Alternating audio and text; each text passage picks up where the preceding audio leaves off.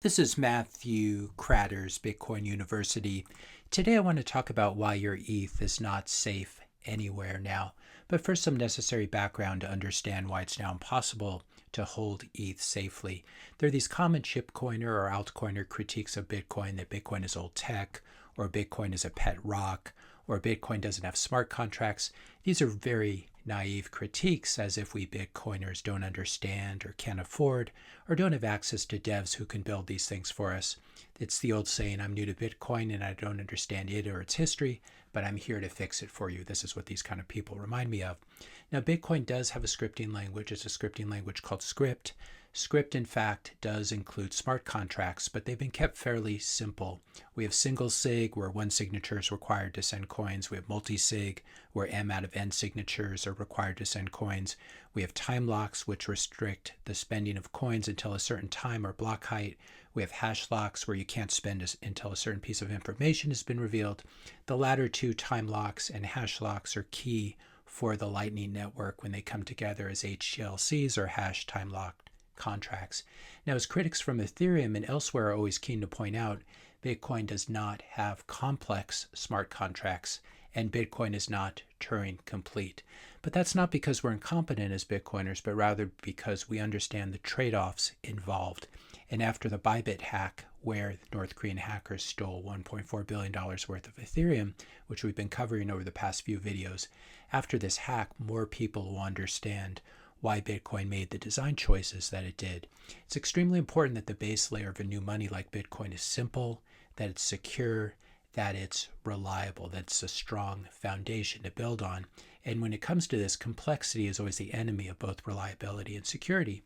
In Bitcoin land, you never trust your computer, which could be infected with keylogger, spyware, malware, etc. You never trust your computer with your Bitcoin private keys or seed. Instead, you build a Bitcoin transaction on your computer, for example, using the Sparrow wallet for desktop or laptop, and then you verify everything on the screen of your hardware wallet before approving and signing a transaction offline. You always sign offline using that hardware wallet. You just get yourself a good hardware wallet like the Jade or the Cold Card, a good Bitcoin-only hardware wallet. You verify the firmware, you set it up correctly, and then you trust that wallet and what it shows on its screen. Over a decade of time has shown that this is the best way to secure your Bitcoin. With Ethereum on a hardware wallet, it is impossible to do that, as we're going to see. And this is because Ethereum smart contracts are so complex that it's impossible to understand what you're signing on the screen of your hardware wallet when you are approving a transaction. As Adam Back points out here, so many wise guys on threads today who do not understand anything. It's not just the Ledger hardware wallet pictured here. All hardware wallets do this with ETH because hardware wallets are far too low power to interpret and contain the information to verify Ethereum virtual machine overly complex scripts and states. Alex Leishman of River points out here, it's absolutely has something to do with Ethereum. This isn't just a Bybit problem. In Bitcoin, a UTXO chain, you're signing off on the state transition from a transaction, which is very easily verified in a hardware wallet screen. In Ethereum, you are signing off on fund movement and a command to send a smart contract, which could lead to further fund movement, a very error-prone UX user experience. ETH transactions don't represent the state transition. They represent the command triggering the state transition. Based on reports, it would seem that the Bybit executives who approved this transaction that sent $1.4 billion worth of ETH to North Korean hackers from the exchange's cold storage were either unable or too lazy to check the embedded smart contract code. If we see here from Blockade, which discusses this exploit, which happened on February 21st, there was deployment of a malicious contract on the exchange computers. There was interface manipulation. Having compromised the computers used by Bybit employees, the attackers were able to manipulate the signing interface presented to the wallet signers. The interface displayed legitimate transaction details, including the correct destination address and URL, deceiving the signers into believing they were authorizing a routine transfer. And then finally, blind signing exploitation. This is the problem with blind signing. Due to the rogue interface, signers authorized the transaction without detecting the underlying malicious code. This practice, known as blind signing, occurs when signers approve transactions without fully verifying their content. And this is the problem with ETH's smart contract complexity, that it's extremely difficult to verify this content, and you really can't do it on a hardware wallet, which makes cold storage very difficult. And also, this isn't the first time that this has happened with Ethereum. It happens all the time. I found this old article from 2017, a very similar exploit. And then you can go to rec.news to read about all the hacks and exploits in DeFi land and in Ethereum land as well. As Adam Back points out in another tweet, it's the ETH EVM tech, complex, fragile, blind-signed, unsecurable. They've been losing billions of dollars per year for years straight, so no one cares. Just 2025 off to a fast start. 0 days since 9-figure loss on ETH toggled again, 10-figure lump this time. Bitcoin has its own native multisig at the protocol level, which is perfect for secure exchange setup like Bybit could have had with Bitcoin. By contrast, Ethereum does not have native multisig. This is a huge thing that's missing, so exchanges are forced to cobble together Rube Goldberg-like solutions. Shitcoins, altcoins are complete pain in the you-know-where for individuals and exchanges alike.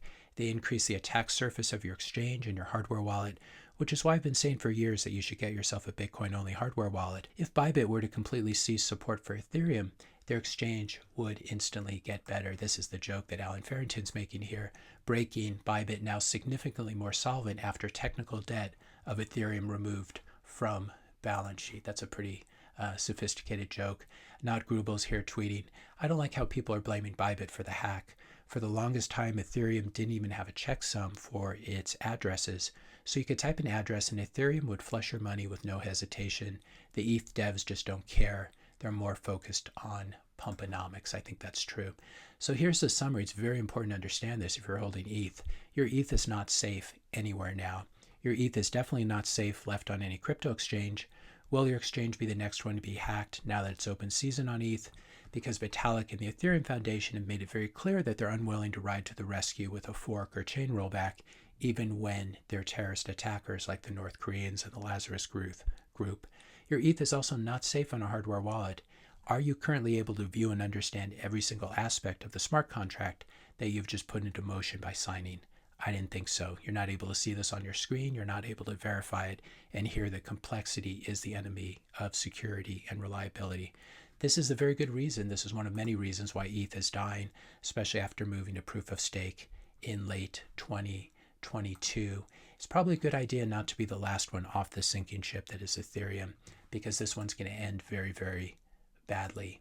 Finally, this tweet from Parker Lewis saying, my friend Phil Geiger has always said that the best way to secure Ethereum is to sell it for Bitcoin and store it in multisig. I think that's very good advice. Ethereum is mostly a disaster because it's fully centralized, plus technically defunct, but on the margin lacking a native multisig smart contract is a huge flaw. So there's so many problems with Ethereum. Once you understand these problems, you will no longer be able to sleep at night holding any significant portion of your net worth in Ethereum. So it's very important to understand what you own and understand why Bitcoin, with its native, very simple contract scripting language, is a much safer place to store your savings. If you enjoyed this video, be sure to hit the subscribe and like buttons. Hit the notification bell if you want to be notified when I publish my next video. And let me know your questions and comments in the comment section below. Thanks a lot for watching, and I'll see you in the next video.